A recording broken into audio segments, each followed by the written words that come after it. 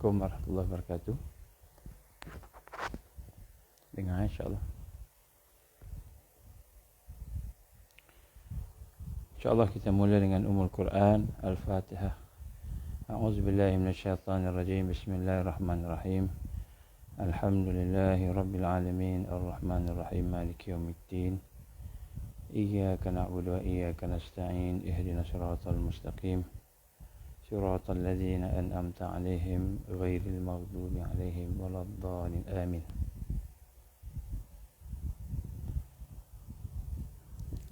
A'udzubillahi samil 'alim minasyaitonir rajim. Bismillahirrahmanirrahim. Innal hamdalillah alhamdulillahilladzi arsala rasulahu bil huda wa dinil haqq liyuzhirahu 'alad dini kullih walau karihal musyrikun.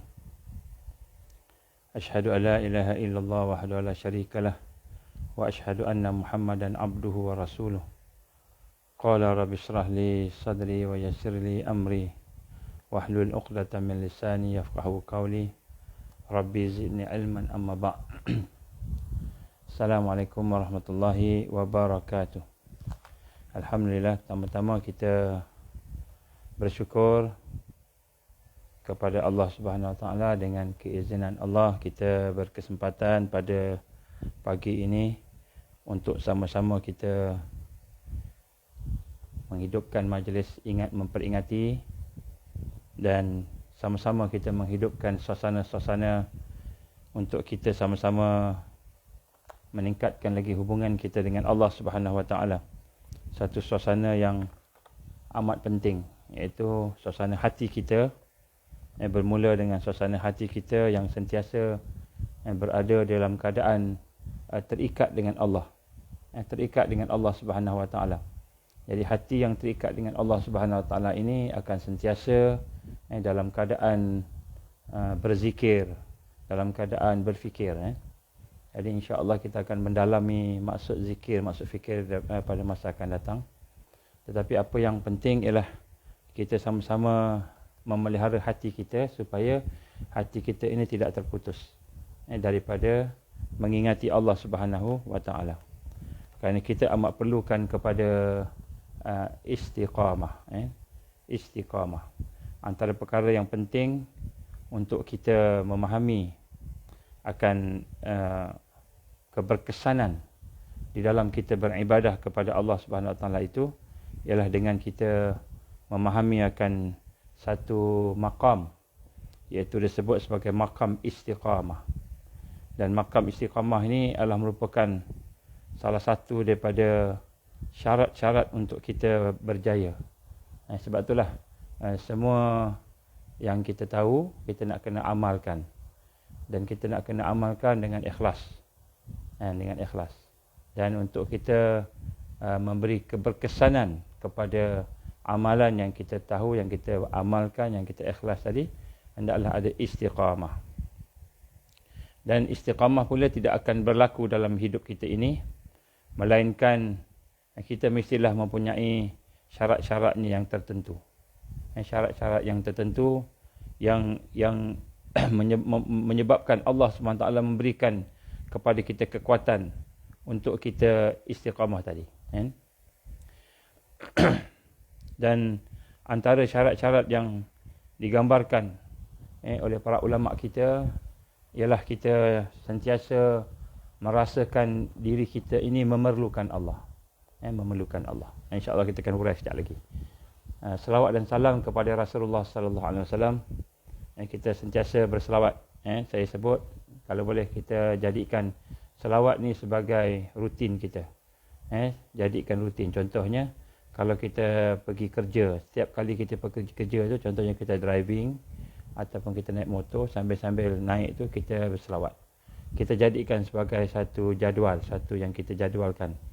Selawat ni kita kena sentiasa.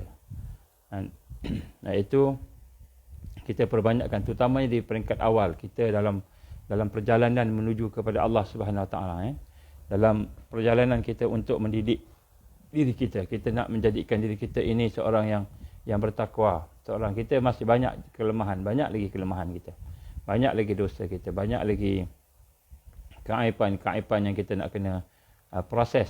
Jadi untuk kita mendapatkan kekuatan, cahaya, maka kita kena memperbanyakkan selawat. Dan selawat kepada Rasulullah SAW ini hendaklah kita jadikan sebagai satu amalan yang kita biasa. Contohnya kalau kita pergi kerja, tiap-tiap hari kita pergi kerja tu, kita selawat. Masa dalam kereta tu, daripada kita dengar radio ataupun sebagainya, kita selawat. Ataupun sambil dengar radio, kita selawat.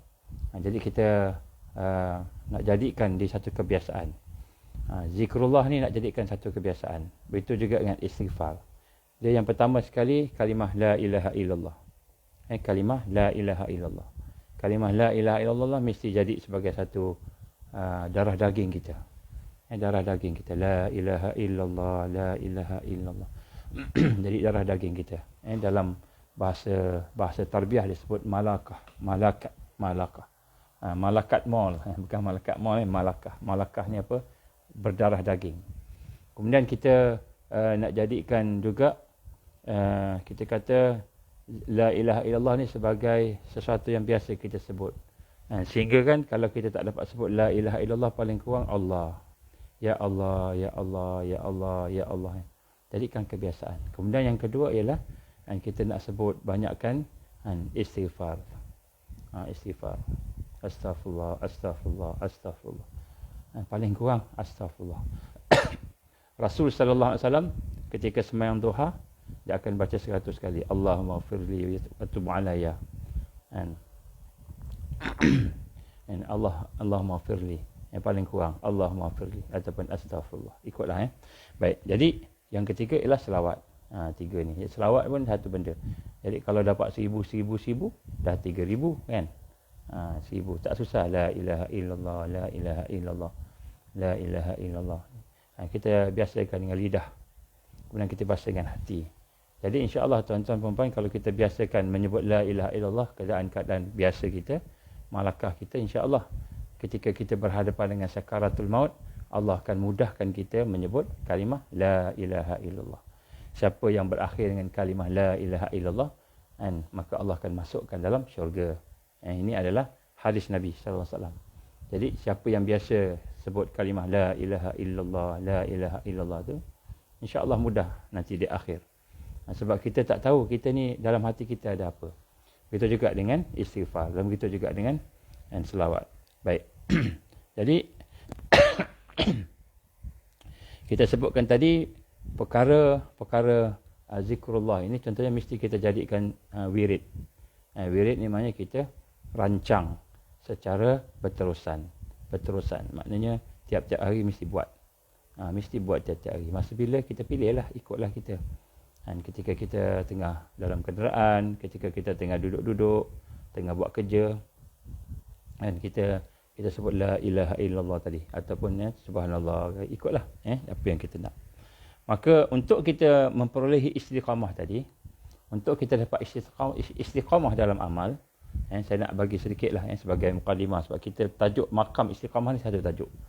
Jadi untuk kita dapatkan istiqamah ni, nombor satu, bila kita beramal, jangan kita rasa puas hati dengan amalan tu. Jangan kita rasa kita dah okey dah. Kita dah boleh zikir, dah boleh semayang. Jangan rasa puas hati. Jadi apa yang kita nak rasa, amalan kita itu serba kelemahan, serba kekurangan. Maka kita nak minta Allah Subhanahu Wa Taala berikan kekuatan pada kita. Allahumma inni dha'ifun. Ya Allah, aku ni lemah, ya Allah, dhaif. Faqawwini, kau kuatkanlah aku. Jadi kita minta ke Allah. Jadi maknanya doa kita untuk istiqamah ni, untuk kita memastikan istiqamah ni, jangan kita rasa puas hati, rasa berbangga-bangga dengan amal kita. Jangan kita berbangga-bangga. Jangan kita rasa aku dah buat ni, kita rasa lega. Kita rasa kuat dengan amalan. Rasa tenang tak apa. Tenang ni maknanya kita tenang bersama dengan Allah tu kan.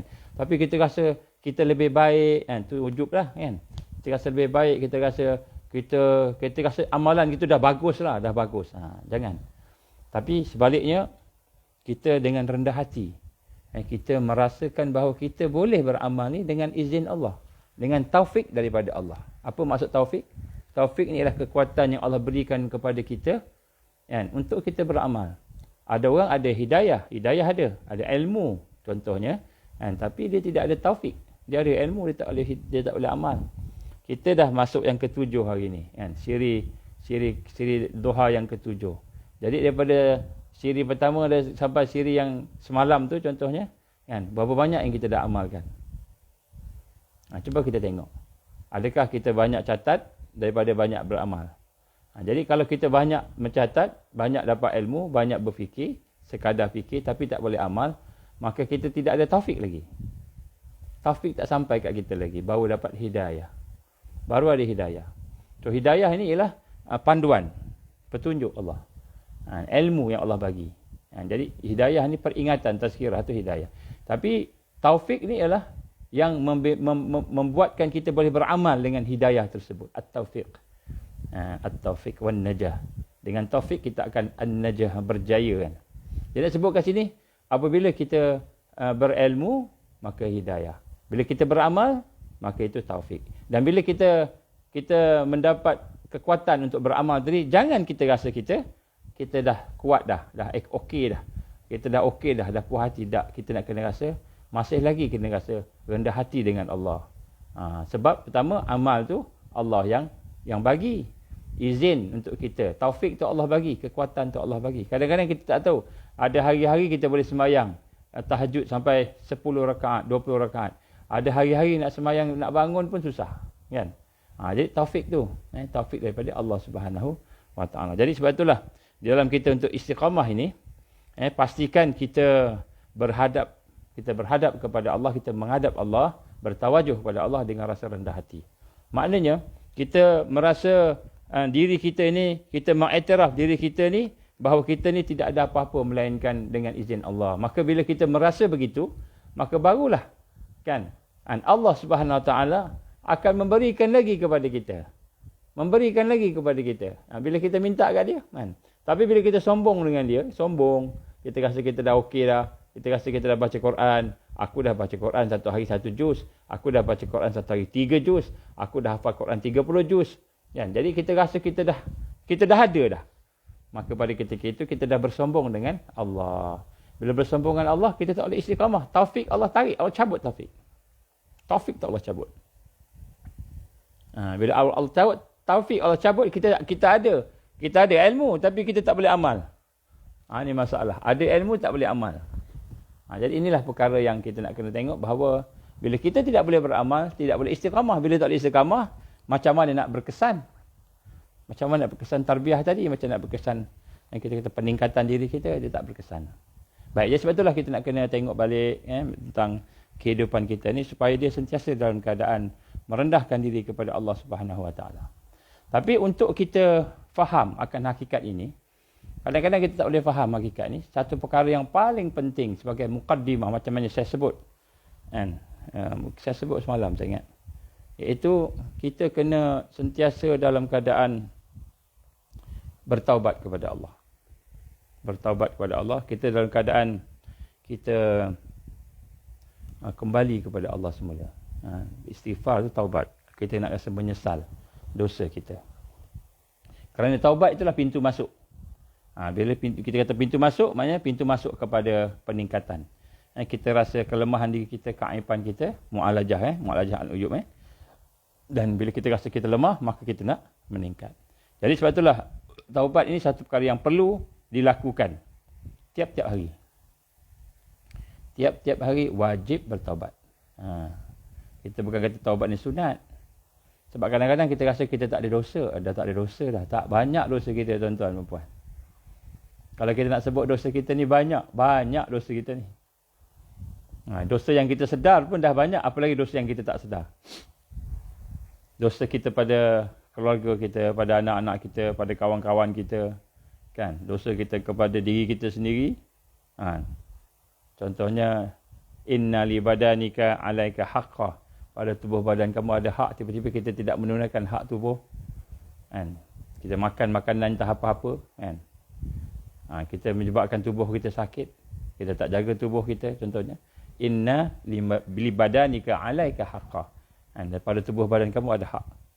Jadi dosa pada tubuh badan kita, maknanya kita berdosa pada Allah lah. Kan? Yang disebut kat sini, kalau kita nak kira dosa banyak, itu tak termasuk dosa-dosa hati, dosa-dosa akal, fikiran. Jadi banyak dosa kita. Jadi sebab tu kita kena bertaubat. Sentiasa bertaubat kepada Allah Subhanahu Wa Taala. Kerana taubat itu adalah pintu masuk kepada peningkatan diri kita untuk mendekati Allah Subhanahu Wa Taala, insya-Allah. Tuan-tuan dan puan-puan rahmati Allah Subhanahu Wa Taala, pada hari ini kita akan sambung apa yang telah kita buat, kita bincang-bincang sejak daripada minggu lepas. Hari ini dah masuk hari yang ke-7. Bukan hari ke-7, sesi yang ke-7. Dan insya-Allah kita sedang berbincang berkenaan dengan khusyuk. Berkenaan dengan khusyuk ataupun berkenaan dengan kekuatan yang ada pada apa digambarkan tadi, pada solat, solat sebagai pertahanan kita terakhir. Kita telah berbincang tentang hudurul qalb, menghadirkan hati. Pada hari ini kita akan masuk kepada yang kedua, iaitu tafahum. Tafahum. Jadi untuk kita membina kekuatan, iaitu al-khusyuk, khusyuk di dalam solat kita, maka hendaklah kita mempunyai satu lagi yang disebut sebagai tafahum. Tafahum ni apa? Kita ada kefahaman. Sembahyang kita faham. Jadi apabila hati kita telah mula hadir, saya nak tanya dengan tuan-tuan puan-puan, hati-hati, jiwa-jiwa kita ni dah hadir tak dalam solat? Kita dah praktikkan tak? Macam semalam kita solat kan? Yang terakhir mungkin duha tadi, ataupun duha lepas ni, ataupun subuh, paling kurang pun subuh pagi tadi. Adakah kita solat dalam keadaan hati kita hadir? Kalau kita tidak dapat menghadirkan hati kita, maka sebelum pergi kepada perkara nombor 2, asas nombor 2 untuk khusyuk ini, hendaklah kita pastikan hati kita hadir. Maknanya kita kena buat latihan. Dia ada dua proses kita sebut, dua rawatan yang kita sebut semalam, dan kita kena teruskan. Kenapa? Kekuatan khusyuk bermula dengan kehadiran hati. Kalau hati tak hadir, maka yang lain-lain tak ada. Yang kedua, yang ketiga, yang keempat tak akan ada. Jadi kita tak akan berjaya dalam solat kita. Jadi bila kita tak berjaya dalam solat kita, kita tak tahu sama ada Allah terima ke tak terima. Kan? Kemungkinan besar tak terimalah. Sebab itulah bila Allah tidak terima, solat itu tidak ada kekuatan, maka macam mana kita nak berhadapan dengan akhir zaman? Macam mana kita nak berhadapan dengan sihir Dajjal? Macam mana kita berhadapan dengan kesusahan-kesusahan yang sedang dia rancang? Apa kesusahan dia? InsyaAllah malam ni saya cuba sebut. InsyaAllah malam ni kita cuba adakan. Okey, saya tak bagi iklan announcement lagi. Jadi macam mana kita nak berhadapan dengan kesusahan-kesusahan yang dirancang? Apa kesusahan dirancang, tuan? Antaranya dirancang ialah kita akan susah dari sudut kehidupan kita. Kehidupan dunia. Susah. Mungkin kita akan berhadapan dengan masalah ekonomi yang teruk. Sekarang ni kita disebut pasal COVID-19. COVID-19 ni sebenarnya bukan kesusahan. COVID-19 ni hanyalah pemangkin kepada perancangan mereka. Dia bukan sesuatu yang kita kata membunuh kita, menyusah, mematikan kita. Sebab kita tak susah pun COVID-19. Tetapi pemangkin. Dia accelerate. Dia accelerate dia punya perancangan dengan COVID-19. Apa yang dia acceleratekan dia? Seperti mereka menyerang. Kalau katakan di Palestin, mereka serang dengan bom contohnya, dengan senjata. Di Syria contohnya. Tapi di seluruh dunia sekarang, mereka menyerang dengan biological weapon. Mereka menyerang dengan senjata biologi. Apa senjata biologi? Itulah kan COVID-19. Dan COVID-19 ni kita dapati tidaklah membunuh ramai orang. Yang mati hanyalah lebih kurang kalau Malaysia 0.56% daripada yang positif. Daripada yang positif, bukan daripada kematian Malaysia. Daripada yang positif 0.56%. 0.56% daripada yang positif. Dan yang positif tu pula, kita melihat, tak apalah akan pergi dalam sangat pula kan. Saya nak sebut kat sini, bagaimana yang mati tak ramai lah, in short kan, daripada COVID-19 ni. Tapi dia punya kesan dia, impact dia. Apa impact dia? Contohnya satu, impact lockdown. Lockdown. Impact kita, anak-anak nak sekolah pun tak boleh. Impact ekonomi, impact macam-macam. Semayang pun susah. Nak semayang pun susah kan. Tak dibenarkan solat, hanya tempat-tempat tertentu je boleh solat. Jadi kita lihat impact dia. Kerana lepas daripada impact yang kita dapat dalam masa terdekat ni, besok impact lagi besar, makin lama makin susah. Makin lama makin susah. Jadi lepas tu mungkin juga akan ada climate change. Saya difahamkan bila kita mengkaji dan meneliti akan ada kesusahan dari sudut cuaca pula. Setengah tempat mungkin banjir, setengah tempat kemarau, setengah tempat ada gempa bumi, setengah tempat tenggelam, tanah gelonsor, setengah tempat akan berada dalam keadaan kesusahan dan kepayahan dari sudut kan, kita kata bekalan air tak ada kan, mungkin bekalan air rosak, kotor sebagainya. Jadi kita lihat akan ada climate change. Ni disebut. Malam ni saya cerita sikit insya-Allah. Jadi tuan-tuan berhormati Allah, kan, kita kalau solat kita tidak memberi kekuatan pada kita, macam mana kita nak berhadapan dengan akhir zaman. Jadi inilah bekalan. Sebab tu kita nak kena mantapkan keluarga kita, anak-anak kita semua supaya kita pastikan solat tu terjaga. Bukan terjaga maknanya sembahyang, tapi terjaga maknanya mereka dalam keadaan ada kekuatan khusyuk. Supaya anak-anak solatnya khusyuk, supaya isteri kita, suami kita solatnya khusyuk, kena belajar. Sebab tu suruh dia dengar ceramah-ceramah kita ni, ataupun sampaikan semula kepada mereka. Baik, untuk itu maka kita perlu pastikan hudurul qalb yang pertama, kehadiran hati. Itu pertama. Kalau kita sembahyang hadir kita tak hadir hati, seperti kita menghadap raja, sultan, ataupun kita jumpa dengan bos kita. Bos kita cakap dengan kita, raja kita cakap dengan kita, tapi kita pandang kanan, pandang kiri, kan, buat tak dengar, buat tak tahu, kan. Dia cakap dengan kita, dia tanya kita soalan, pun kita tak jawab, kan. Apa agaknya jadi? Kan, apa agaknya jadi? Kalau bos dia pecat lah kita, kan. Macam tu. Jadi sebab itulah, bila kita tidak menghadirkan hati, samalah macam kita tidak menghiraukan Allah. Itu yang menyebabkan Allah murka. Seolah-olah kita tidak menghiraukan Allah. Kan? Maknanya kita berdiri depan Allah, takbir pada dia, rakaat pada dia, tapi hati kita tidak bersama.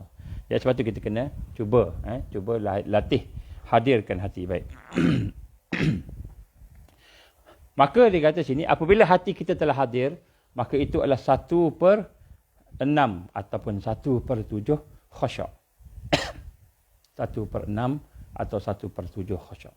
Jadi maknanya, nak sebut kat sini, dia belum lagi khusyuk yang betul. Jadi apabila kita masuk kepada rukun yang kedua ini, iaitu kita mempunyai kefahaman, faham, maka maknanya kita pun mula mendapatkan kekuatan yang kedua. Bismillah. Baik. Maka di sini apa maksud kita kata faham tadi itu? Maksudnya sekadar mulut dan sebutan hati.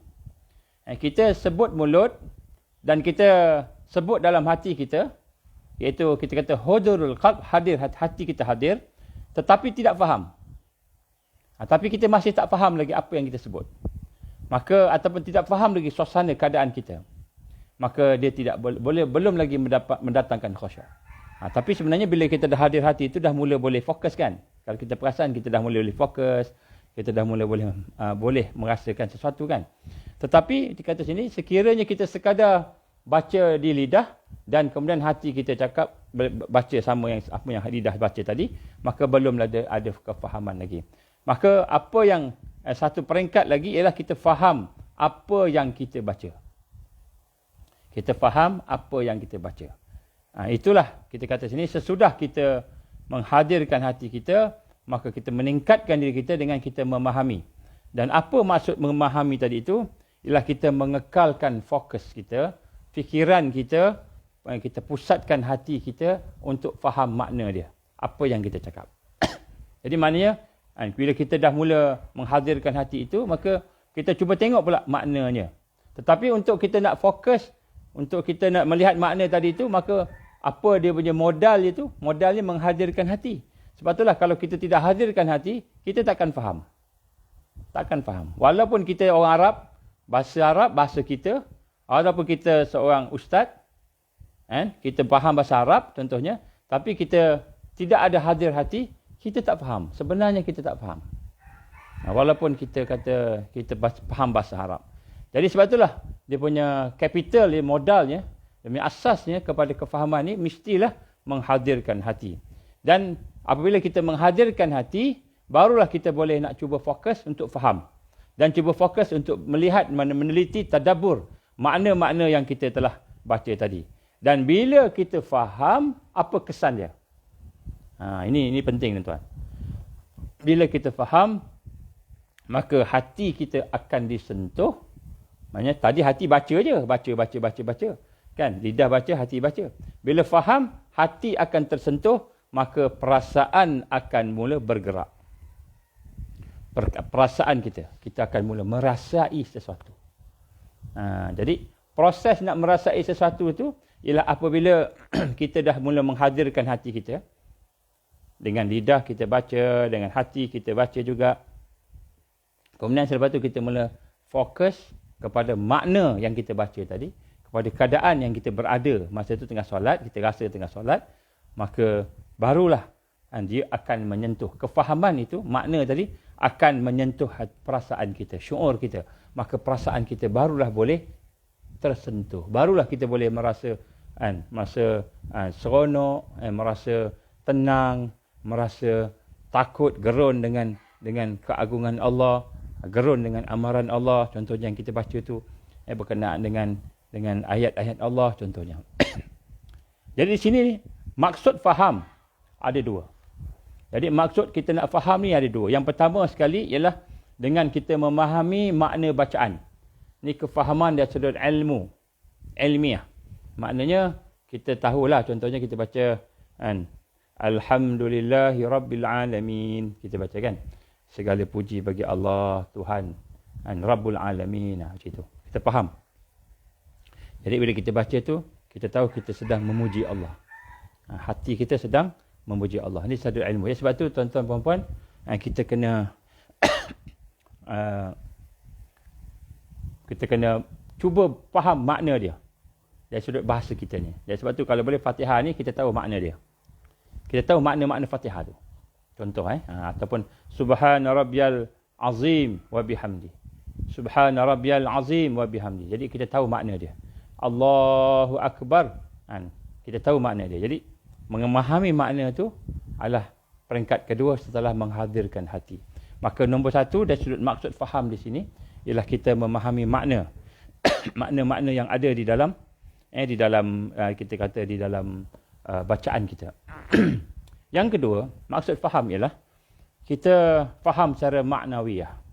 Apa maksud faham secara maknawiyah ni? Secara yang tersirat.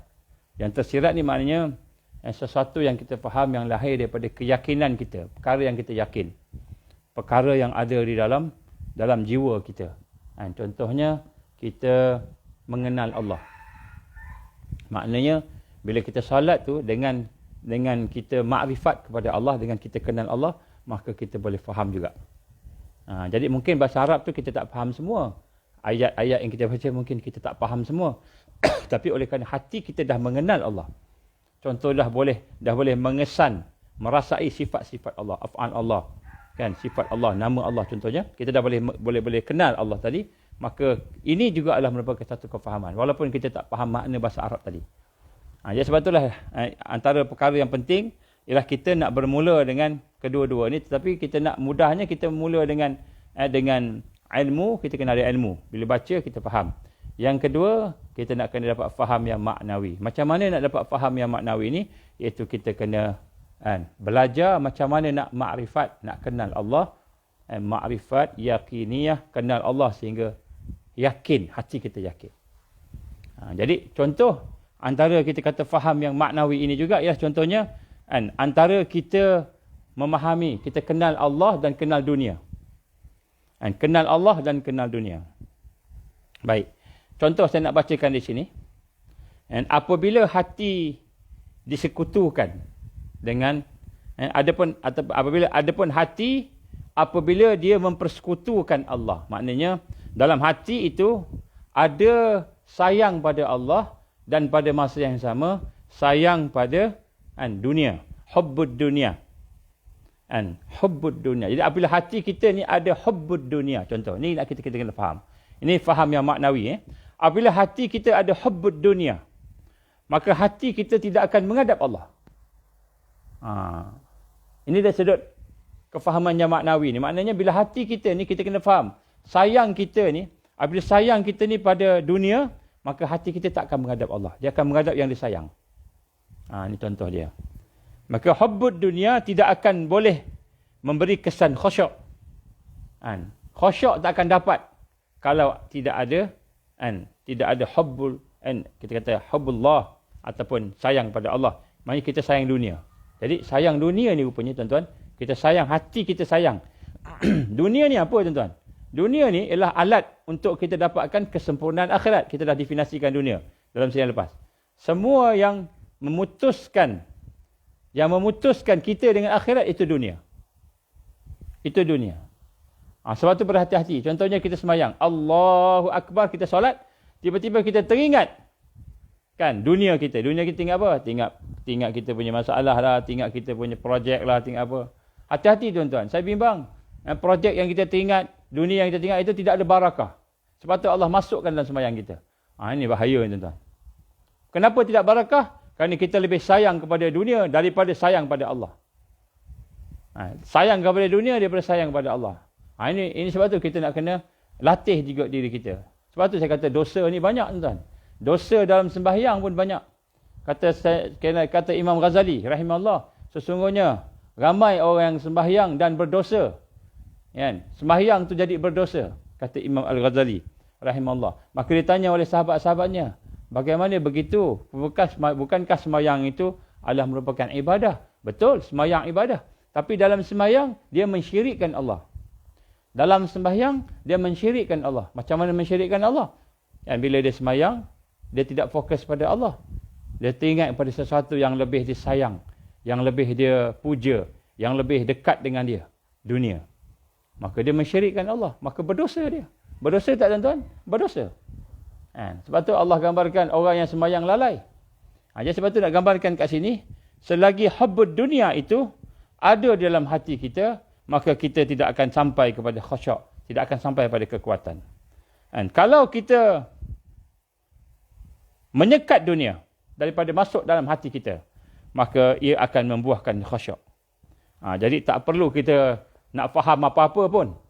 Maknanya kalau kita baca Quran, mungkin kita orang Melayu, orang Jawa, orang Bugis ni tak faham.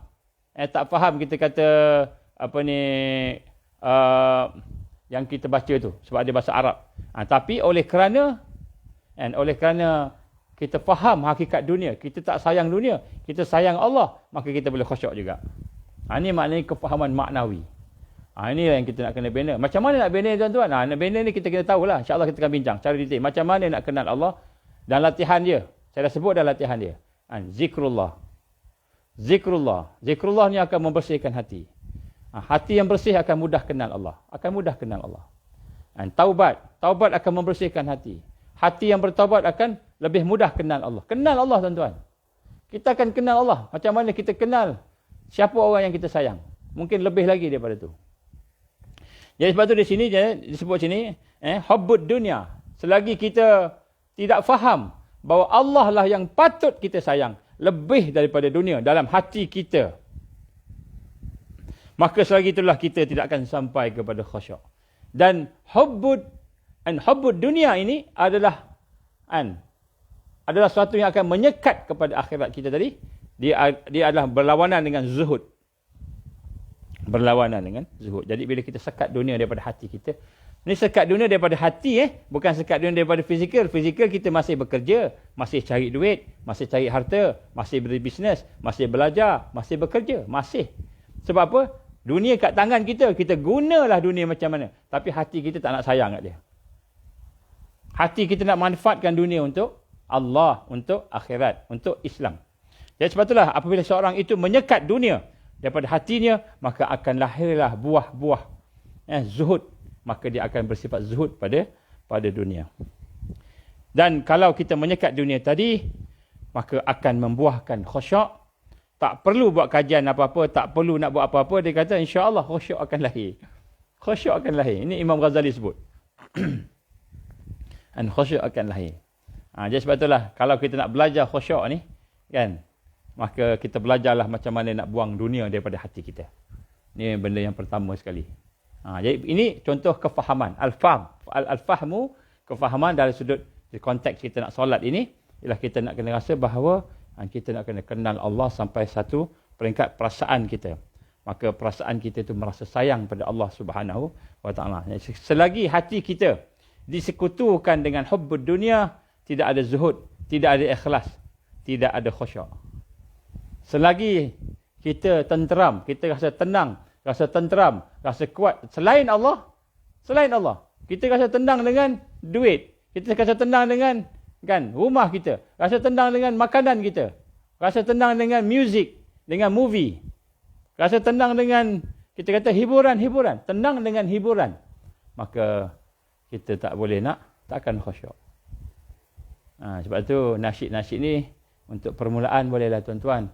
Kita rasa seronok dengan nasyid ni, permulaan untuk orang yang baru nak kenal Islam, baru nak belajar Islam. Nasyid ni boleh, bukan tak boleh. Nak berikan kita rasa kerehatan, boleh. Bukan kata tak boleh. Tapi jangan sampai tenang kita tu bersama nasyid. Tenang kita bersama hiburan. Tenang kita bersama dengan dunia. Tenang kita bersama Allah. Itu proses dia. Bila kita sampai peringkat ini, maka tahap-tahap, sebab tu tahap khusyuk tu dia berbeza-beza. Tahap khusyuk seseorang tu berbeza-beza. Jadi sinilah bagaimana yang Allah gambarkan, allazina amanu wa tatma'innu qulubuhum bizikrillah. Orang-orang beriman itu hati mereka menjadi tenang dengan mengingati Allah Subhanahu wa taala. Jadi mesti tenteram dengan Allah, itu proses kita. Mesti tenang bersama Allah. Itu yang dimasukkan tadi. Jadi ini adalah maksud tafahum. Faham yang maknawiyah. Faham yang maknawiyah. Okey. Bila hati kita tenteram dengan pangkat, hati kita berhadap dengan pangkat. Bila hati kita tenteram dengan harta, maka hati kita bertawajuh dengan harta. Dengan keluarga begitu juga. Jadi tenteram hati selain daripada Allah, itulah hati yang sekutukan Allah juga, dan ini akan menyulitkan ikhlas. Kenapa kita susah nak ikhlas? Sebab hati kita menghadap selain daripada Allah. Kita buat sesuatu mesti nak dapat untung dunia. Mesti nak dapat untung dunia. Maka itu adalah kita menghadapkan hati kita kepada dunia. Maka kalau hati kita menghadap Allah, barulah kita boleh ikhlas. Boleh ikhlas. Kita bekerja pun ikhlas. Kita bekerja, kita berniaga pun ikhlas, tak tipu orang. Tak tipu orang, kita jujur. Sebab apa? Kita menghadap Allah. Hati kita menghadap Allah, bukan menghadap dunia nak untung tadi. Jadi selagi hati kita tidak menghadap Allah ataupun masih lagi tenteram, masih lagi menghadap kepada dunia, maka selagi itulah kita tidak akan ikhlas, dan selagi itulah kita tidak boleh khusyuk. Khusyuk pun jauh. Bila khusyuk jauh, sembahyang kita rugi, tuan-tuan. Jadi sebab itulah persandaran hati kita juga, kita bersandar hati kita, jangan bersandar pada makhluk. Jangan bersandar pada makhluk. Sandarlah pada Allah. Allah yang maha berkuasa kan? Baik, rawatan. Macam mana cara kita nak merawat tafahum ini, nak merawat supaya kita faham. Maka fokus ataupun kita kata kehadiran hati dan pemusatan pemikiran. Yang pertama syarat nak faham tadi ialah kehadiran hati. Kita dah bincang dah 2 hari kehadiran hati. Kemudian pemusatan pemikiran. Pemusatan pemikiran, fikiran kita nak kena fokus. Dan menolak dorongan ataupun gangguan dalam hati. Jadi macam mana kita nak fokus dengan fikiran? Dengan kita memutuskan gangguan hati. Itu rawatan dia. Rawatan nak faham ni maknanya fokus. Dia fokus maknanya kita nak buang gangguan yang datang ketika solat tu daripada hati kita. Maka yang pertama tuan-tuan, penolakan gangguan hati. Kita nak tolak, nak buang gangguan hati dan kejiwaan. Iaitu adalah dengan memutuskan bahan-bahannya, benih-benihnya atau sumbernya. Sumber-sumber gangguan. Contohnya, kalau ada orang hidang makanan, kita kena putuskan dengan kita makan dulu. Itu contoh. Kita putuskan dengan kita makan dulu contohnya. Jadi kita nak solat tu tiba-tiba orang hidang makanan. Kita tak mau ada ganggu dalam kita makan. Makan sekejap lah, tak apa, makan dulu sekejap. Supaya tidak terganggu makanan tu. Masa sembahyang tiba-tiba terbau kari pula, terbau tom yam pula, terbau lah kambing bakar pula dan terbau kan. Jadi tengah sembahyang tu tinggal kambing. Putuskan. Makan dulu. Sebab tu Nabi kata sunnah makan. Kalau boleh, orang rumah pula janganlah hidang makanan kalau nak solat. Nak solat tiba-tiba dia hidang makanan. Janganlah pula kan. Kita putuskan. Ataupun gangguan-gangguan, contohnya benda bising. Kita sembahyang tempat yang bising. Tempat yang memang kan, orang lalu lalang. Kita ni tak boleh nak fokus lagi. Baru nak belajar-belajar kan. Tengah sembahyang, Allahu Akbar, tiba-tiba ada orang berjalan-jalan-jalan, kemudian orang buat bising apa. Kita pun terganggu. Kita kalau boleh, kita putuskan. Ini yang pertama sekali, kita putuskan gangguan-gangguan daripada sekitar. Kalau boleh lah. Jadi ini nombor satu. Untuk nak supaya fokus.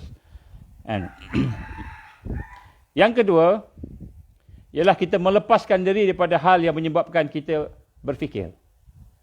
Kita lepaskan diri kita daripada hal yang menyebabkan kita berangan-angan atau berfikir atau tertarik kepadanya. Contohnya, kita tengah berjual beli, tiba-tiba masuk waktu azan. Kita terus pergi solat.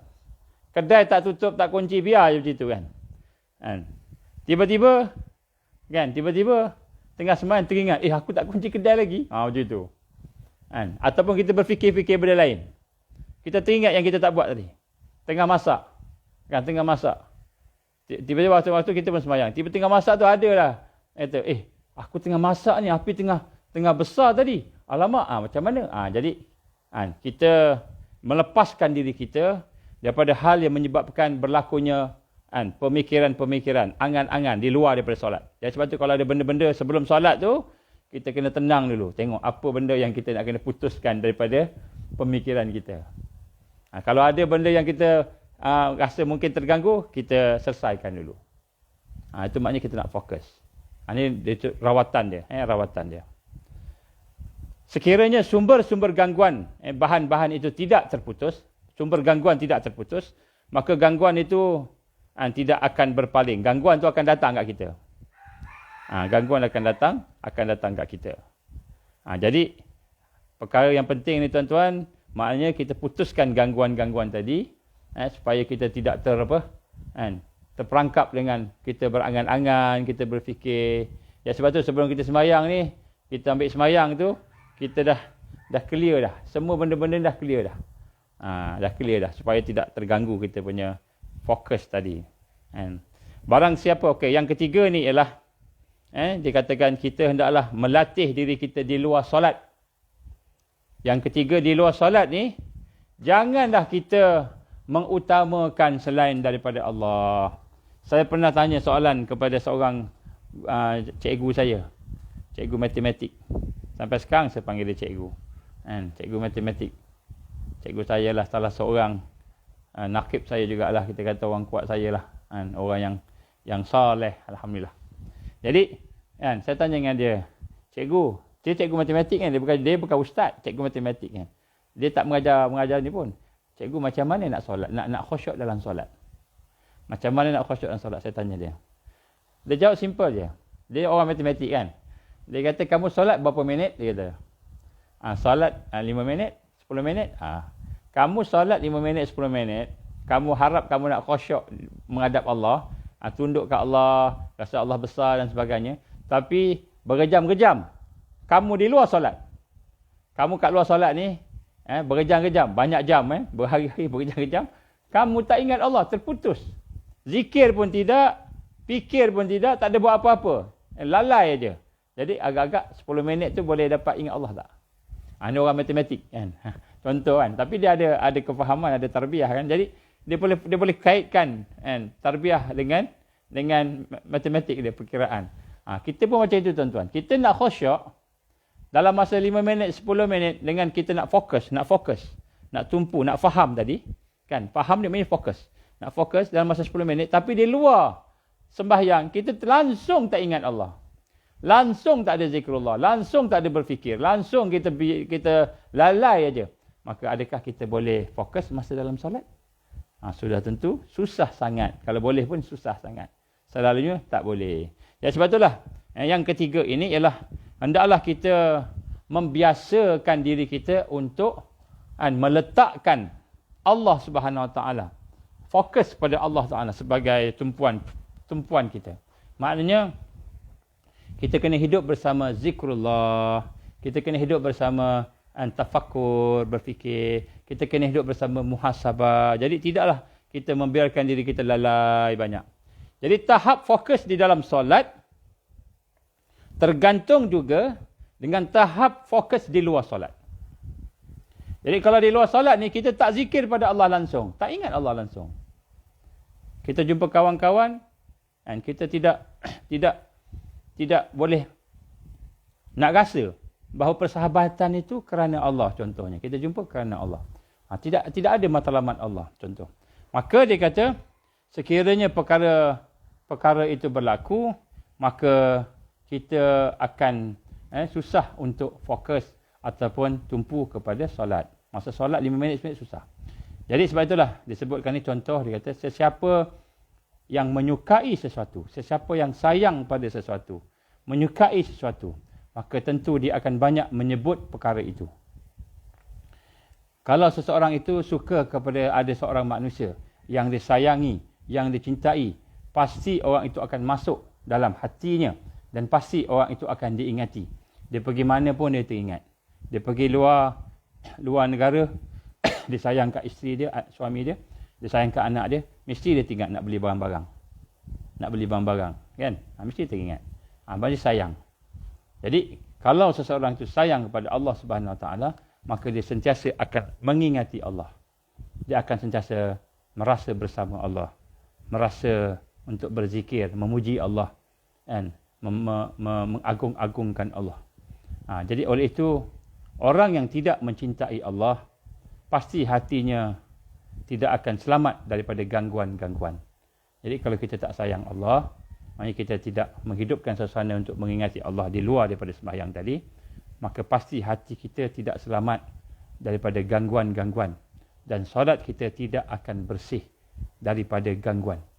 Jadi maknanya ini perkara yang ketiga yang kita nak kena tengok.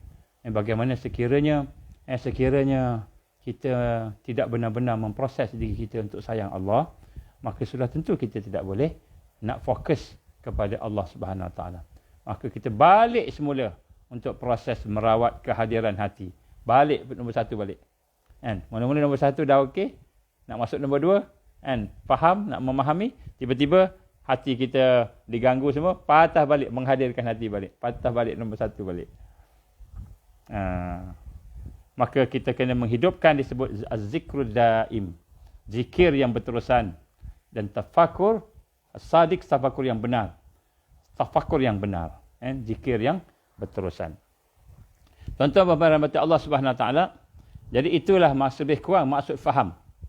Faham di sini maknanya kita hendaklah benar-benar kita fokuskan fikiran kita, supaya kita boleh memahami makna-makna yang ada di dalam solat.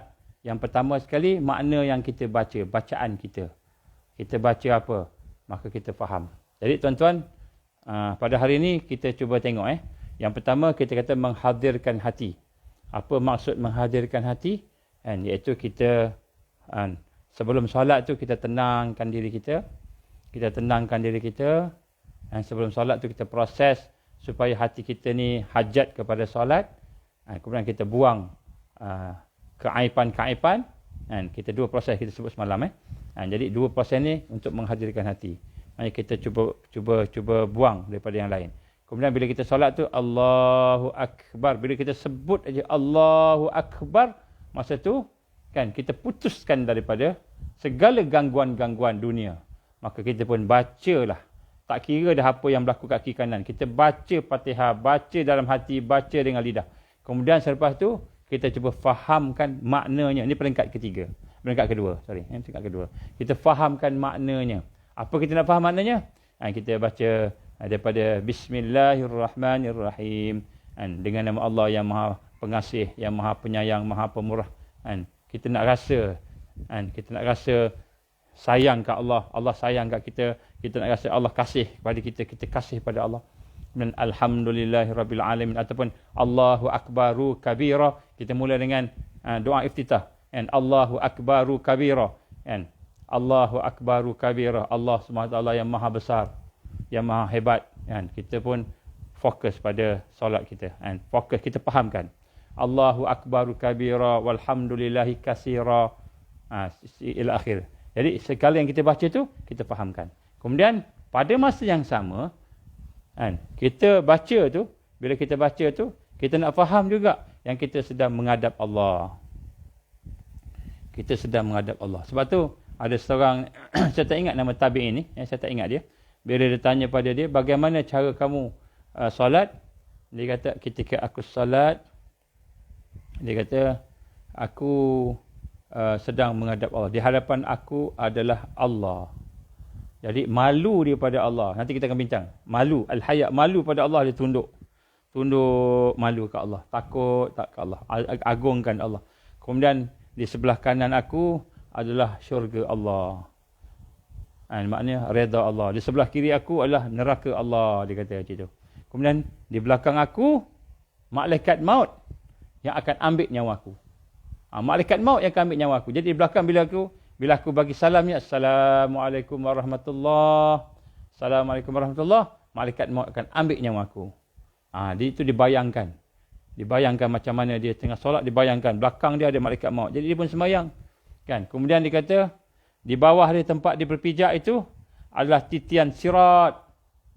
Titian sirat maknanya dia kata kalau aku menyeleweng aja daripada solat ini, maka aku terjatuh ke Jahannam. Jadi ini seorang tabi'in, saya tak ingat nama dia, Syekh ni, dia menceritakan bagaimana dia latih diri dia. Maknanya nak putuskan daripada dunia, putus daripada dunia. Putus daripada dunia. Jadi sejauh mana khusyuk kita itu kuat, selagi mana kita boleh memutuskan kita dengan dunia tadi. Bila putus dengan dunia tu, barulah kita akan dapat khusyuk. Kalau tidak, dia akan kacau. Sebab tu jangan sembahyang depan TV. Kan, mentang-mentang lah minat cerita Hindustan, and waktu asar Hindustan break sekejap, sembahyang kita kata dipanggil azan, kan, kita pun sembahyang sebelah TV. Allahu Akbar, kan. Sambil sembahyang tiba-tiba cerita Hindustan start balik, kita pun hati kita dah mula nak tengok-tengok, kan. Macam tu, kan. Jangan sembahyang sebelah TV, kan. Memang kita terganggu, kan. Jangan sembahyang dekat tempat yang mengganggu hati kita, kita kena putuskan. Jadi kita kena faham akan hakikat tafahum ini. Dan insya-Allah tuan-tuan, apabila hadir hati, kemudian kita sudah mula faham apa yang saya sebut tadi daripada awal tadi, maka insya-Allah tuan-tuan, perasaan kita akan bergerak. Perasaan kita akan bergerak. Ini nikmat dia. Ini luar biasa, tuan-tuan. Ini luar biasa. Contoh kita tengok, ada orang tengok cerita movie, kan. Tengok movie. Dia tengok movie, dia suka cerita tu. Dia pun tengok, kan. Fokus. Dengan fokus pemikiran sepenuh perasaan. Jadi bila adegan sedih, dia menangis. Bila adegan takut, dia menggigil takut, padahal TV kat depan dia tu aja. Bukan dekat keliling dia ada hantu apa, tak, TV saja. Tapi dia takut. Kenapa? Kerana dia fokus, kan.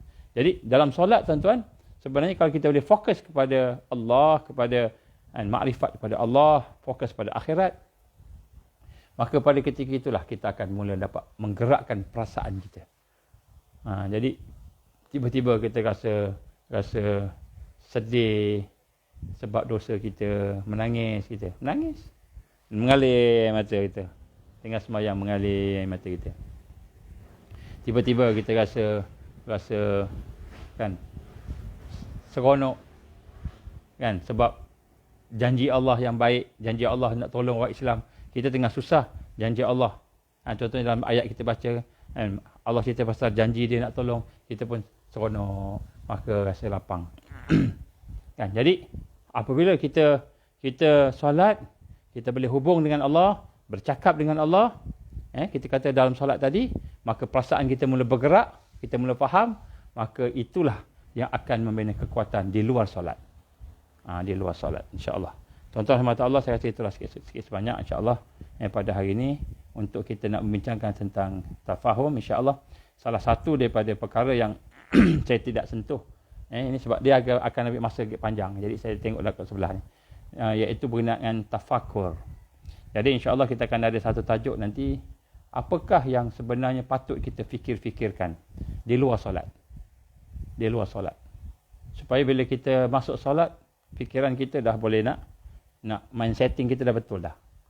Mind setting kita dah betul. Kalau tidak nanti masuk dalam solat, kita teringat lagi dunia tadi. Jadi sebenarnya fikiran kita ni, kita kena berfikir, ada 5 perkara kita kena fikir. Kita kena sentiasa latih supaya berfikir ke arah itu. Maka insya-Allah bila kita berfikir yang itu, maka insya-Allah bila kita nak solat tu, kita mudah nak memahami ayat Allah. Mudah nak memahami zikir-zikir kita baca. Mudah nak memahami perasaan, apa perasaan yang sebenar, yang sepatutnya kita bersama dengan Allah Subhanahu wa taala ketika dalam solat. Maka solat kita akan jadi nikmat, tuan-tuan. Solat kita akan jadi seronok, solat kita tu. Solat kita tu akan jadi sesuatu yang memberikan ketenangan pada kita. Kesempurnaan hidup kita di bila kita solat. Bila kita rasa solat, bahagia kita pada solat. Tapi kita kena latih dulu. Yang pertama, kita latih zikir. Kemudian kita berlatih berfikir. Zikir, berfikir. Jadi insya-Allah tajuk itu kita akan bincang nanti. Hari ini, sekarang ni kita masih lagi di sekitar tajuk macam mana nak membina solat sebagai benteng kita di akhir zaman. Sebagai benteng di akhir zaman, solat itu ada kekuatannya. Dan kekuatannya itu adalah kepada khusyuk. Yang kita dah sentuh 2. Yang pertama, menghadirkan hati. Yang kedua ialah kita faham apa yang kita baca dan faham secara maknawi kedudukan kita di hadapan Allah. Kedudukan kita di hadapan Allah, dan kita terputus daripada dunia ketika solat. Terputus daripada dunia. Insya-Allah, mudah-mudahan Allah memberikan taufik kepada kita untuk mengamalkan apa yang kita tahu, dan mudah-mudahan Allah memberikan kekuatan kepada kita untuk mendapatkan bekalan daripada solat kita. Sehingga akhirnya insya-Allah, tuan-tuan dan puan-puan rahmati Allah Ta'ala, kita termasuk dalam golongan orang yang diberikan hidayah di akhir zaman. InsyaAllah beruntung. Orang yang diberi hidayah di akhir zaman, tuan-tuan, yang boleh mempertahankan Islam, iman dia, mempertahankan diri dia tadi itu daripada kesesatan. InsyaAllah, tuan-tuan, mudah-mudahan kita ni kalau Allah pilih lah, mudah-mudahan kita doa supaya Allah pilih kita menjadi Al-Mahdiyin. Maka insyaAllah kita boleh bersama dengan Rasulullah sallallahu alaihi wasallam. Iaitu satu tempat yang tinggi di atas sekali dalam syurga Allah, itu Jannatul Firdaus. Nak dapat Jannatul Firdaus insya-Allah. Kita dapat jumpa Rasulullah sallallahu alaihi wasallam bersama-sama dengan dia. Sekiranya kita boleh istiqamah di atas jalan hidayah Allah Subhanahu wa taala. Walaupun kita lemah, kita cubalah insya-Allah mula dengan apa yang kita faham selama 7 siri ini insya-Allah. Aku li qauli hadza, astaghfirullahal azim. Kita baca doa rabitah, tuan-tuan. A'udzubillahi samil alim minasyaitonir rajim. Bismillahirrahmanirrahim. Alhamdulillahirabbil alamin, wassalatu wassalamu ala asyrafil anbiya'i wal mursalin wa ala alihi washabbihi ajma'in. Allahumma innaka ta'lam anna hadhihi alqulub qad istamat ala mahabbatik wa iltaqat ala ta'atik wa tawahadat ala da'watik wa ta'ahadat ala nusrati syari'atik. Fawasik Allahumma rabitataha wa dimuddaha wahdiha subulaha واملأها بنورك الذي لا يخبو واشرح صدورها بفيض الإيمان بك وجميل التوكل عليك وأحييها بمعرفتك وأمتها على الشهادة في سبيلك يا الله إنك نعم المولى ونعم النصير. اللهم اجعلنا من المؤمنين حقا، اللهم اجعلنا من المتقين حقا، اللهم اجعلنا من المحسنين حقا، اللهم اجعلنا من المقربين، اللهم اجعلنا يا الله من الواسلين، اللهم اجعلنا من العارفين، اللهم اجعلنا من المحبين، اللهم اجعلنا من الصديقين والشهداء والصالحين، اللهم اجعلنا من المهديين. ربنا أتمم لنا نورنا واغفر لنا إنك على كل شيء قدير. ربنا آتنا في الدنيا حسنة وفي الآخرة حسنة وقنا عذاب النار. ربنا تقبل دعاءنا إنك أنت السميع العليم وتب علينا يا الله إنك أنت التواب الرحيم. وصلى الله على سيدنا محمد وعلى آله وصحبه وبارك وسلم. سبحان ربك رب العزة عما يصفون والسلام على المرسلين والحمد لله رب العالمين. سبحانك اللهم وبحمدك أشهد أن لا إله إلا أنت أستغفرك وأتوب إليك. بسم الله الرحمن الرحيم. والعصر إن الإنسان لفي خسر إلا الذين آمنوا وعملوا الصالحات وتواصوا بالحق وتواصوا بالصبر.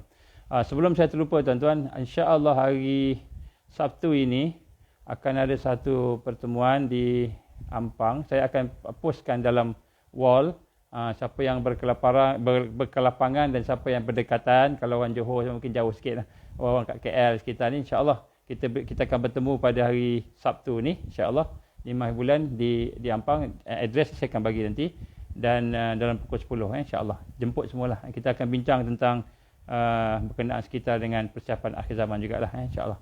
Okey, insya-Allah. Wabillahi taufik wa hidayah. Assalamualaikum warahmatullahi wabarakatuh.